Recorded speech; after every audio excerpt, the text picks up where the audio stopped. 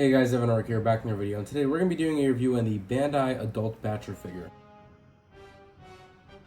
Now, I do forgot the name of the company, but I do have a different version of this. It's the more delicate version where it has a stand and all that, but this is different. This is the Bandai one, the movie Monster series that they released a few months ago. I honestly did not intend to get this. I just figured, like I always do, I'm not going to get these new movie Monster series figures. But then the birthday comes around, then the Christmas comes around, and I'm thinking, you know what, why not add this to the list because I have nothing else to get, and because it might seem cool to see how another company interprets this version of the kaiju. So anyways, let's get straight into the pros about this guy. First part right off the bat is the paint job. The paint job on this guy is really, really great. I know that might seem surprising because admittedly 60% of this figure is, total black. But there are, as I always like to say, booming colors. And I don't think I even need to mention them, but I just do it for the sake of the review. We got this really nice red and yellow color spanning all across the wings. Of course, that is a part of his normal design. This isn't exactly a booming color, but this nice purple shade going up across his back really, really graded in well, and I really think that the contrast between that and the black is actually quite acceptable, considering that they're two very different colors. Facial paint job, there isn't too much to say, but I do like the booming of the orange color, kind of towards his horns on the top of his head. We got a really nice red color for his eyes there. This really good paint job, and let's get into the next thing I like about this figure.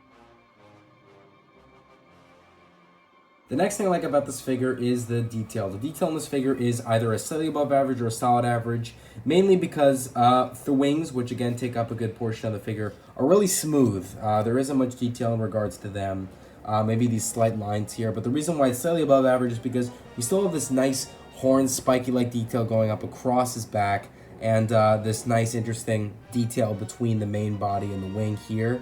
You get that on both sides, of course. Facial detail is pretty good. Again, like the horns, they did a good job matching the face and the kind of bone structure of his head. Claws are pretty good. You can't really make out so much detail because, again, most of this is in black, so it's too dark a color to tell what the detail is, but still very, very nice. You can make out some pretty cool things with that. And again, detail with this figure is really good. So let's get into the cons to this figure.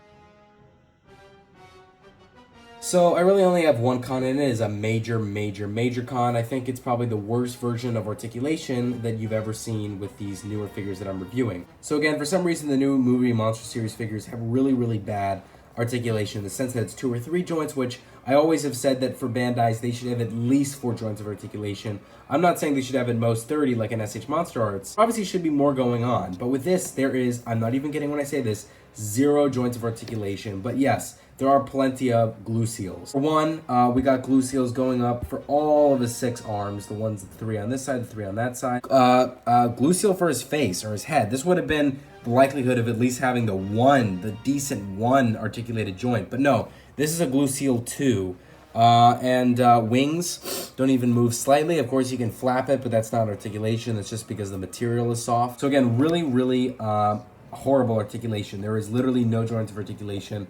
I haven't seen articulation this bad on a Bandai figure in years. So I don't really know what else to say. Bandai should be at least having 4 joints of articulation. In the case of what you could have done with this figure, you could have had the wings slightly move, of course not 360. That would have counted as 2 joints, plus the head and the 6 arms. We're going to be talking like 8 joints of articulation. Definitely putting the articulation is perhaps one of the better things about this figure, but no, they decided to put 0 joints. Definitely no excuse for this because the joints that could have at least had at least 1 or 2 are glue sealed, and I've always hated glue seals, never saw the point of them. So again, articulation on this figure is horrible. That being said, I'm going to be rating this figure a 7.5 out of 10. Technically speaking, I would recommend it. I usually recommend things that are over a 6.5. So yes, I would technically recommend it, but let's keep in mind that of the other 2 figures I reviewed and the newer ones I'm going to start to review in the next few weeks, this is definitely the worst as far as articulation is concerned.